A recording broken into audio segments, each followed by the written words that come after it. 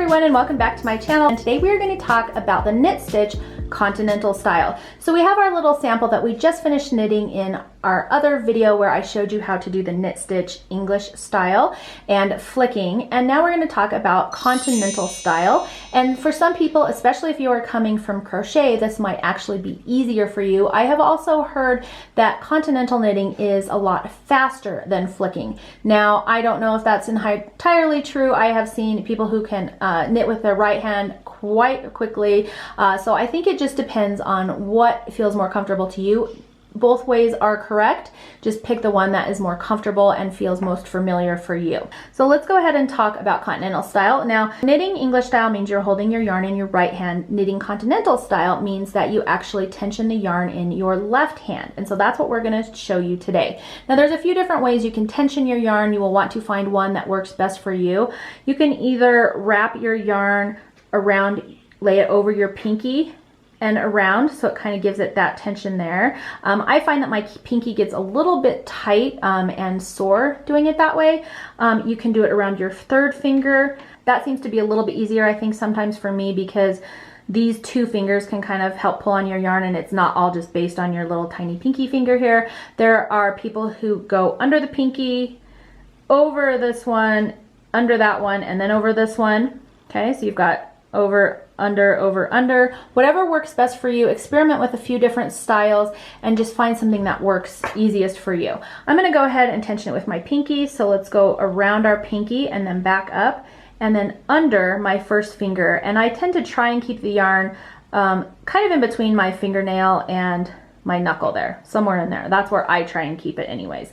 There are definitely different ways to do this. Okay, so that's what my yarn looks like. It's going over my pinky, under these two, and then over my first finger here. Okay, now that we have our yarn tensioned, and I've got it, again, it's my pinky, but I'm also kind of gets gripped when you're grabbing your work as well. So I kind of use both of those things. Now, I find easiest, especially when I first started, my finger was getting higher and higher and higher, and it was like, there's no way I can get my yarn around my needle when my finger is that far away. One thing that really helped me is to keep my finger just right next to this needle. Okay, so there's not this giant space here. And so you're going to knit by putting your tips facing the same direction. Essentially, you don't want your tips facing towards each other. So you're going to put your needle, your right hand needle, into your first stitch, again with your tips facing the same way. So you're going to go in, kind of in the front of it and out the back. Okay, so now this stitch is on these two needles together. Okay, and then our yarn needs to come counterclockwise around our needle here. And so with your finger, and I've seen people wrap it like so, I find that I tend to drop it off a little bit when I do that, but that is the motion. It needs to come counterclockwise around this back needle.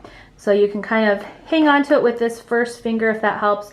Wrap it around, then kind of hang on to it again with your first finger and pull it through, and then pull the stitch off your left needle. Okay, so essentially this new yarn is making a new stitch on this one, through this one. Okay, so now when I said I like to keep my finger really close to this needle, and I'll show you why. I find it helps me not drop things. It helps me get the yarn around my needle a lot easier. And so I'll kind of show you how I do it if it helps any of you guys out. So again, making sure our tips are going the same way. We're going in from the left side of this stitch, out the right side, and then wrapping that yarn around, pulling it through, and then pulling that loop off your left hand needle. So now we've got two stitches on our right hand needle. So we're just going to keep doing that. Now I actually do not prefer, I have seen people do this, but they lift their finger really far and kind of do that type of thing. I find that I start losing my tension and my finger starts going farther and farther, and before you know it, it's like impossible for me to knit. So yeah, I don't do it that way, but again, just experiment with this and see what works best for you. I like to keep my finger virtually almost like resting right here on my left hand needle. All right, so again, the yarn will be coming out of the back of your work. Very important, it's coming out the back, not around the front up here, out the back. Again, go in from the left side of your stitch, out the right side, wrap your yarn around, and pull it through. Now once you get more comfortable with this kind of wraparound motion. I like to do, and this is also commonly referred to as picking, I like to, using my right hand needle, go through that stitch. I'm not really even going to be moving my first finger on my left hand. I actually use this needle to pick that stitch up under there. Hopefully you can see that. I kind of pull this open, pick that stitch under, and pull it through. Now that was kind of exaggerated. I don't stretch my stitches that much, but I do want you to be able to see kind of what's happening down there. So again, we're going to stick our needle in. As you can see, it kind of opens up a hole right there. And you can see that working yarn right in there, and I just scoop it up and pull it through, okay? And so what that kind of looks like, and I will do this slower again in a second, is this motion. So I'm not even really moving my right hand finger, if you'll notice. I'm just reaching through, reaching through, and picking up that yarn. And I'm doing most of the motion with my right hand here. Okay, my left hand is just letting the yarn lay on it and yeah, just making the yarn available for my right hand to pick. Okay, and that's called picking or continental style knitting. We're going to go ahead and turn our work around. And now as you can see, our yarn is coming from the front. We're going to go ahead and just pull it to the back and just kind of hang onto your needle here while you get your tensioning however you like it. Again, I'm just going to hold my finger and my needle tip really close here. And this first stitch is always the hardest, so I might use my right hand to kind of help pull that through. After that, I should be able to just use my right hand to just feed that yarn through. And my left hand is just there kind of giving my needle tip something to kind of grab onto. And I just kind of keep with this motion. And the more you practice with this motion, the faster and faster you will get. Okay, and there we go. Our little sample is growing. Turn your work. Okay, again, take this yarn and put it towards the back. You don't want to be going over the top because as you can see, that's sort of creating another stitch there for you. So go under your needle and towards the back. Tension your yarn. If it helps you, lay this finger on your left hand needle and continue on.